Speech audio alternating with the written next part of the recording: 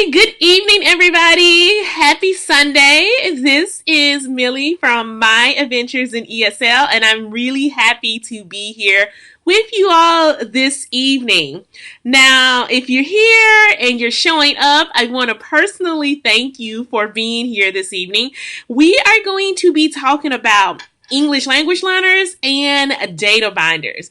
I'm going to share with you my personal story of how I implemented data binders with my English language learners. And I'm also going to share with you some strategies and some tips that you can use in your classroom that I think would be beneficial. So I am going to go ahead and dive in, but if you're here, I want you just to drop in the comments how you all are feeling this evening. I know a lot of us, we are almost in the home stretch. For me, I think I have 9 days before Christmas break. 9 days. And 2 of those days we're testing. And 2 of those days we are going on a field trip. So technically I have about 5 days for winter break. So I am really excited. So if you all want to drop in the comments how you all are feeling this evening, that would be great. Also, I just want to think about your wins. What are some wins that you had this week with your students?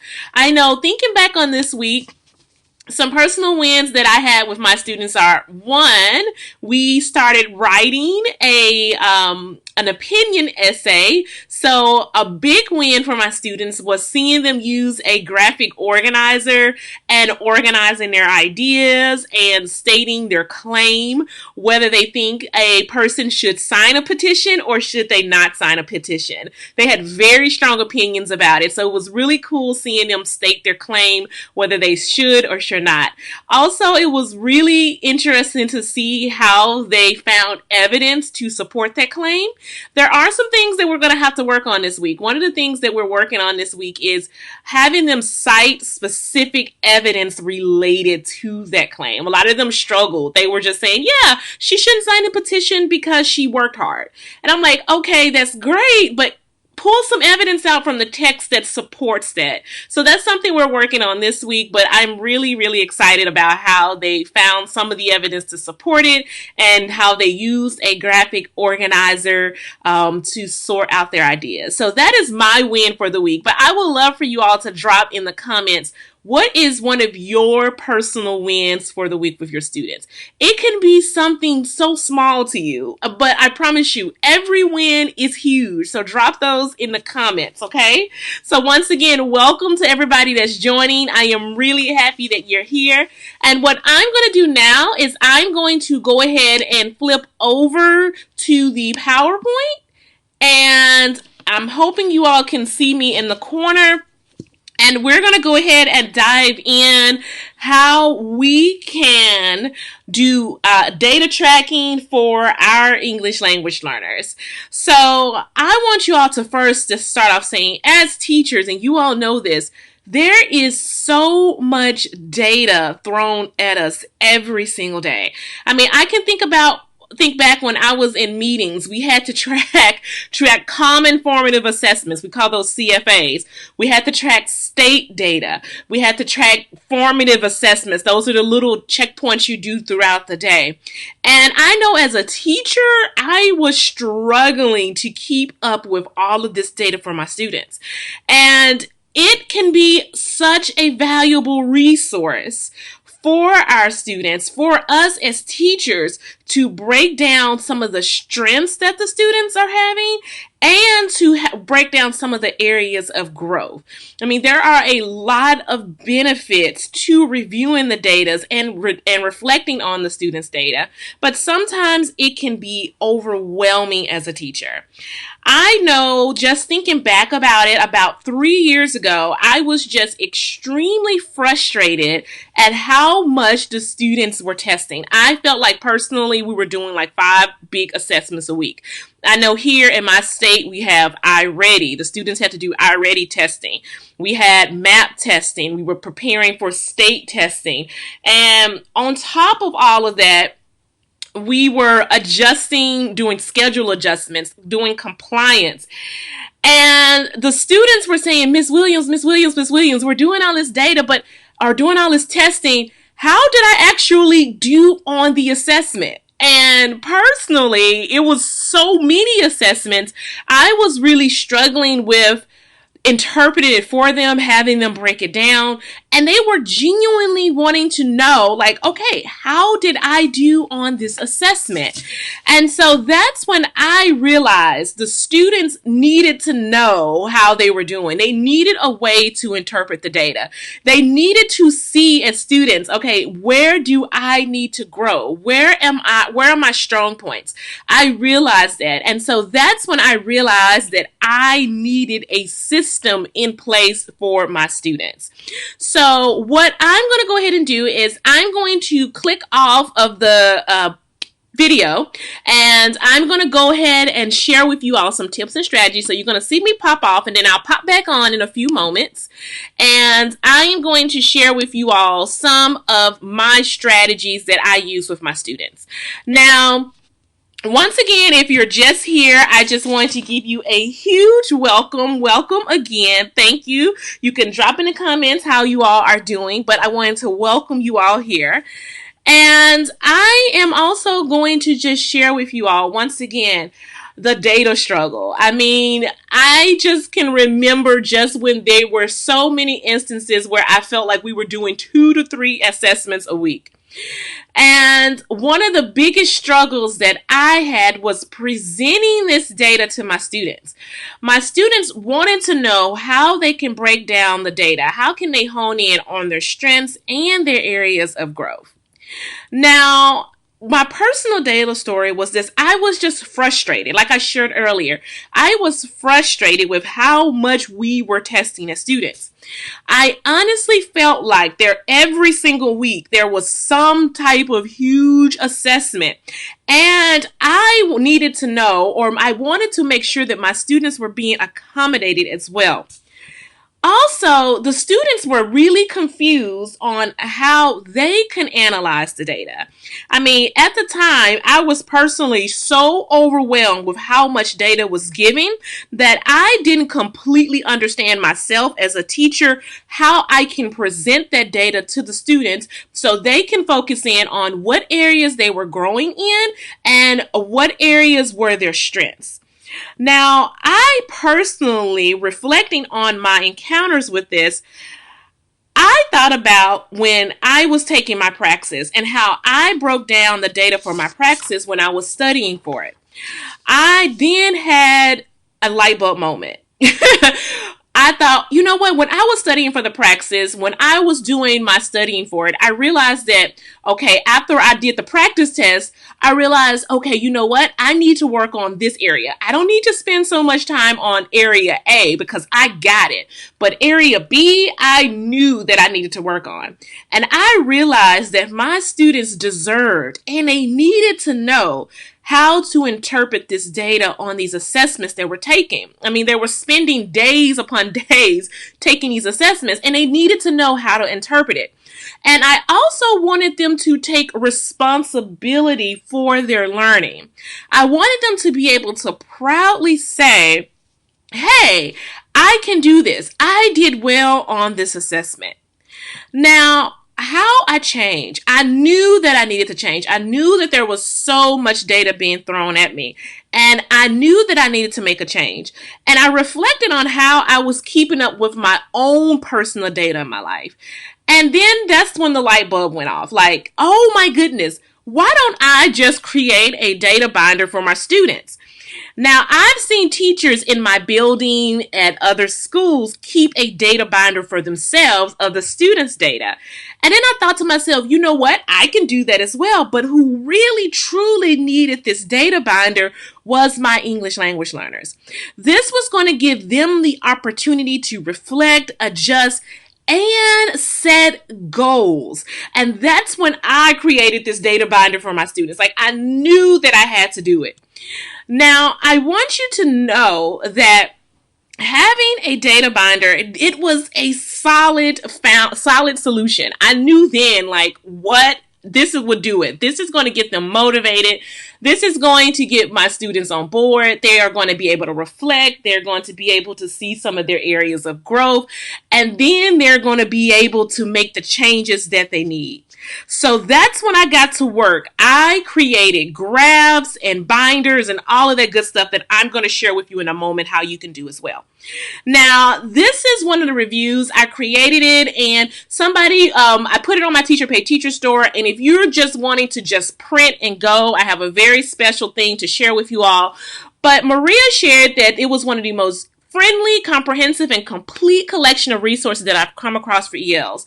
She wanted to thank the creator for this brilliant tool, and that this one purchase could potentially change the way I teach and have a major impact on how the students reflect and take responsibility for their own learning. So I'm telling you, if you do not have a data binder for your students, you need to get one. They are going to love it. I promise you, it is such a powerful resource that you can use in your classroom with your ELLs. Now, how your ELLs can track their data. One of the ways that they can track their data is by having a language assessment review. And what that means is that at the beginning of the school year, you can have your students review their previous data for their language assessment. One of the ways you can do this is by having a conference with your students to set goals. During this time, I usually have my students reflect on their areas of strength, and I also have my students reflect on their areas of growth. Now, I will also encourage you in your data binder for your ELLs to have some of your students set SMART goals that are centered around their language goals.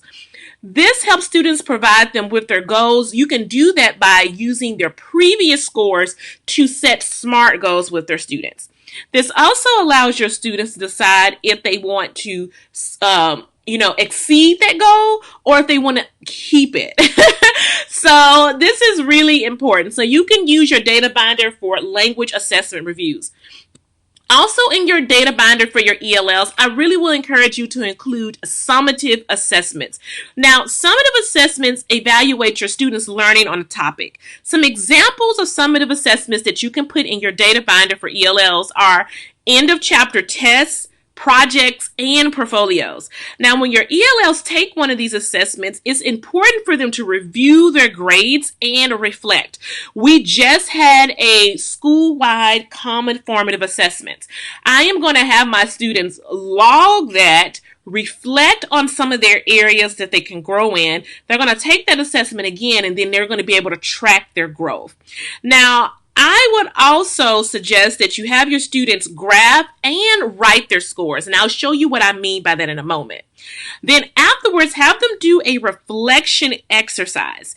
Now, in some cases, students may have to retake a common formative assessment or a summative assessment, and this is a really powerful tool for your students to see their before and after scores and to see their growth, because they're going to grow. They're going to grow because you're going to teach them the standards and skills that were taught on the common formative assessment.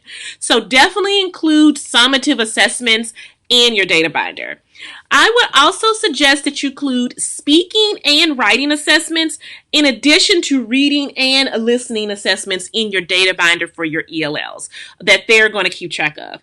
Now, after reviewing my own students' data, I noticed that I needed to provide more concrete speaking and writing assessments, something that they can see that they're improving on. This will allow the students to see what areas of growth they need to be improved on. Now, this also provides me with immediate feedback from the students on some of the areas that the students need to work on to strengthen their scores.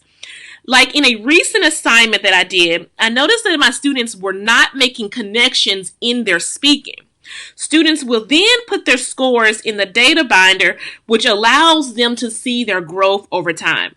Now, I also have a speaking and writing rubric. I will link to that. I have a sample if you want to check that out. But I also want you to know that it is a great tool that you can use with your students. And I'll make sure to link to that sample for you as well. Now, you're wondering, I gave you some examples of how you can use your data binder. Now, in this case, I gave you an example of a language assessment. This is how I'm using it for my students. I have them graph their 2018, 2019 scores, And then on the last column, you see that they have a goal that they want to set for their year. So in your data binder, you can have your students graph their previous scores, and then you can have them set a goal for the upcoming school year. I also have them do goal setting as well. Now, I told you earlier that I had them write it and then I have them graph it. Here is an example of that.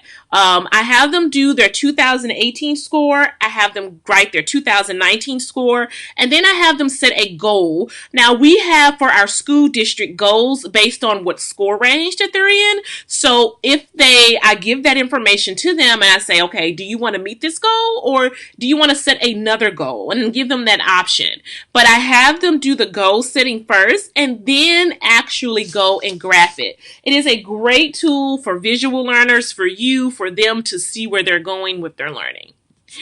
And then our daily lessons. Now, our daily lessons, I have them do what they call a level of understanding chart. Last year, I had emoji stickers. I didn't do this time because I've had a really difficult time finding the emoji stickers, but I have a level of understanding chart. And so what I do is I present a learning target, and then they rate themselves on 1, 2, 3, and 4, and then they date it, how well they think they did on it. And I do that for every single learning target that we come across, and they can do it of the week. So if I have one learning target that I'm focused on the week, you can see at the top that they can rate themselves across on that learning target.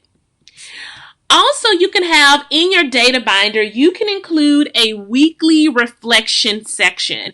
So you can have them every week set a goal, have them reflect on that goal for the week. You can even have them write a letter, which is once again, you can use that as part of your writing assessment, how well they're writing. And you see in this one that I do have for free, which I'll make sure to link as well, that you can write a weekly reflection letter. And in that reflection letter, you can say that, okay, I need to see compound sentences. I need to see complex sentences. And you see at the bottom, there's a success criteria, so which is a mini rubric that you can use for your ELLs. It is a great way, and you can even turn it into a speaking activity if you like to. But every week, if you want to have your data binder, I really suggest and really encourage you to include a section in your data binder for your ELLs where you include a weekly reflection where they can take time, reflect on their goals, set new goals for the week, and see where their areas of growth and where their areas of improvement are. Now, here are your marching orders, and here is your next steps. Some things that you can do to go ahead and get this started in your classroom with your ELLs, okay? Now, the first thing that you can do is implement a data binder system with your ELLs.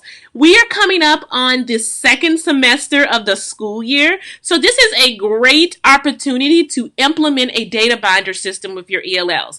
Now, if you want one where you can just print and go, you can just go to myadventuresinESL.com/store and purchase a data binder. I am going to include for this week that is going to be 20% off. So if you want to go to myadventuresinESL.com/store and you can purchase your data binder. I think it will be a great opportunity. You can print, you can go, and that is that. However, if you don't want to do that, which I really would encourage you to do, you can always start out slow. Just do a weekly reflection with your students. You can also do an activity where you can have them set goals where they graph their previous scores and then set a goal for the new year.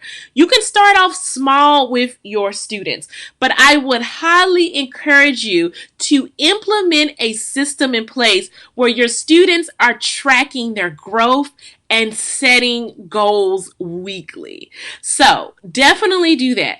Now, I want to know, and I'm curious to know, how are you having your ELLs own their learning? What is something that you are doing in your classroom that your ELLs are taking responsibility for their learning? I would love to know. You can drop it in the comments.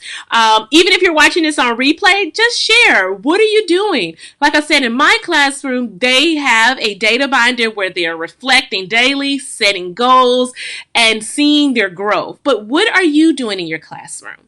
Now, if you have questions, I want you all to drop those in the comments for me. If you have questions about how I'm using my data binder and my classroom, what are some strategies that I'm using, I would love to answer those. So definitely drop those in the comment box and I'll be more than happy to get to those for you all. If you want to know more information about this, I would encourage you to go to myadventuresinESL.com. I have strategies and tips for you on how you can implement a data binder with your English language learners. Once again, you can go to myadventuresinESL.com/store. We are going to have, or I am going to have, a 20% off sale on the data binder. So if you want to grab that this week, you can. It is not too late to do this. And if you want to just start out slow, just have your ELL set goals this week. Have them do a small goal setting or SMART goal activity. In my Teacher Pay Teacher store, I have a free teacher reflection letter where your students write you a weekly reflection. Just start out doing that with your students. So that way your students can own their learning, okay? So once again, I am really excited to be here with you all. Drop your comments in the box, drop your questions in the box. And once again, thank you so much. You all are amazing ESL teachers, and I am just so happy to be a part of this community with you all. So once again, thank you for stopping in to My Adventures in ESL. I will see you next Sunday at 5:15. And next Sunday, we are going to talk about some speaking and writing assessments for your English language learners. Once again, thank you for stopping in, and you all have a fantastic Sunday. Bye.